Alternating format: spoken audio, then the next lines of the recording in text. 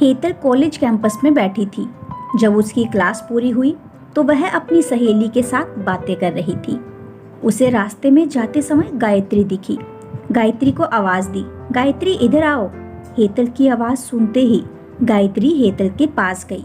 दोनों बातें करने लगी। बातचीत के दौरान अचानक हेतल को याद आया कि उसने सुना है कि सुमन ने आत्महत्या कर ली है।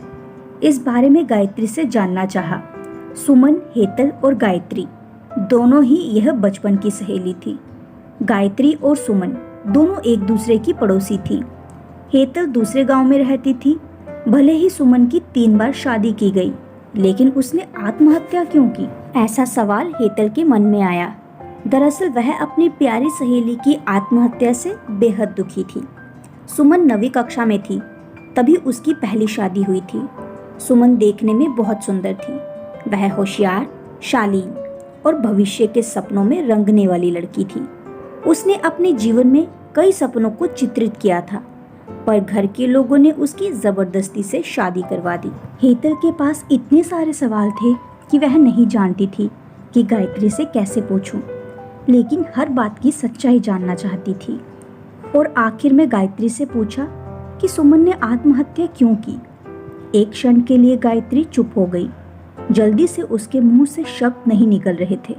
उसने गहरी सांस ली और बोलना शुरू किया। 3 साल पहले सुमन की शादी अबीर नाम के शख्स से हुई थी।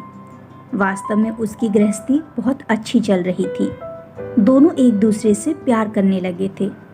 जब भी ये दोनों साथ में बाहर जाते तो सभी कपल इनसे जलते थे। अबीर और उसके परिवार के सभी सदस्य अच्छे स्वभाव के थे। जैसा उसने सपनों में जोड़ीदार सोचा था, वैसा ही उसे अपना पार्टनर मिला था। उसके घर की स्थिति मध्यम थी। अबीर का एक छोटा सा होटल था।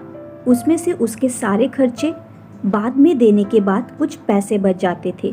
घर की हालत बहुत साफ सुथरी थी। एक दिन वह होटल से घर बाइक पर जा रहा था। एक बड़ी कार से उसका बहुत बड़ा एक्सीडेंट हो गया और इसमें उसे काफ़ी चोटें आई। हादसे के बाद उसे अस्पताल ले जाया गया, लेकिन सिर में गंभीर चोट लगने के कारण इलाज के दौरान उसकी मौत हो गई। सुमन को बहुत दुख हुआ, लेकिन उसके ससुराल वालों को गलतफहमी थी कि अबीर की दुर्घटना सुमन की वजह से हुई। वह अपशगुनी है, ऐसा उनको लगता था। उनमें से कोई भी उसे समझ नहीं पाया। अबीर के जाने के बाद कुछ दिनों के भीतर ही सुमन को घर से निकाल दिया गया। उसे घर से बाहर निकालने के बाद वह मायके गई और कुछ दिन मायके में रही, लेकिन आसपास पड़ोसियों में चर्चा हो गई तो उसके माता पिता फिर से उसके लिए रिश्ता ढूंढने लग गए। जब वह बाहर निकलती थी तो लोग हमेशा उसे ताने मारते थे। इस वजह से सभी बहुत परेशान हुए। ऐसे में उन्होंने जल्दी जल्दी में अमोल से शादी करवा दी। अमोल बहुत बुरा आदमी था। दारू पीता था, कुछ काम धंधा नहीं करता, चोरी करता, मारपीट करता। उसका रोजाना यही काम था। इन सब से सुमन को बहुत दुख होता था, पर वह कुछ नहीं कर सकती थी। एक बार एक रात को वह देर से घर आया और जल्दी जल्दी में घर में कुछ ढूंढने लगा। सुमन ने उसे पूछा, पर उसने कुछ भी नहीं बोला। उसे जो चीज़ चाहिए थी वह उसे मिली नहीं। इस वजह से वह वहाँ से बाहर चला गया। सुमन रात भर उसकी राह देखती रही, पर वह आया ही नहीं।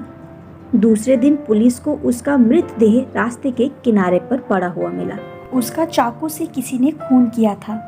ये खबर सुमन को पता चली तो उस पर दुख का पहाड़ टूट पड़ा। कुछ दिनों तक वह अपने ससुराल में रही, लेकिन बाद में ससुराल वालों ने उसे प्रताड़ित करना शुरू कर दिया। इस वजह से सुमन वापस मायके आ गई। घर आकर कुछ दिन ऐसे ही बीत गए। हर दिन आ रहा था और जा रहा था, लेकिन सुमन की स्थिति वही थी। उसकी तरफ देखा नहीं जा रहा था। उसका परिवार उसकी स्थिति को सहन नहीं कर सके, इसलिए उन्होंने उसकी वापस शादी करवाने का फैसला किया। उसके लिए रिश्ता ढूंढने लगे। उनके रिश्तेदारों में गौतम नाम का लड़का था। उसकी पहले से ही एक बार शादी हो चुकी थी और गौतम से सुमन की शादी करवा दी। सुमन बहुत खुश थी। शादी हुई और कुछ महीनों बाद उसे मालूम हुआ कि गौतम को कैंसर है, ब्लड कैंसर। इस बात का पता चलते ही उसके हंसते हुए चेहरे फिर से दुखी हो गया। लेकिन उसने हिम्मत से इन सब का सामना करने का फैसला किया। 5 महीने तक अपने पति की सेवा की, लेकिन आखिरकार 5 महीने बाद उसके पति की मौत हो गई।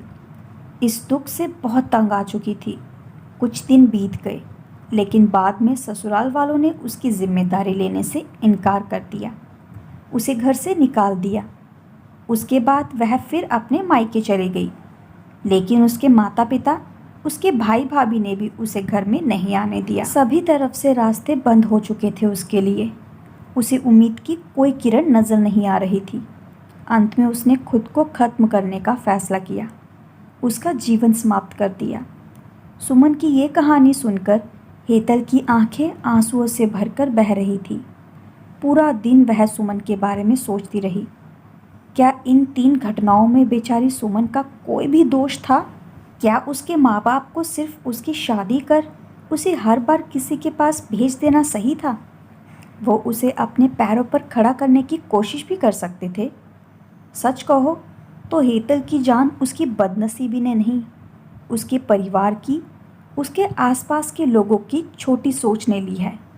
वो बेचारी मनहूस नहीं, बदनसीब थी, क्योंकि उसके पास ऐसी सोच रखने वाले लोग थे।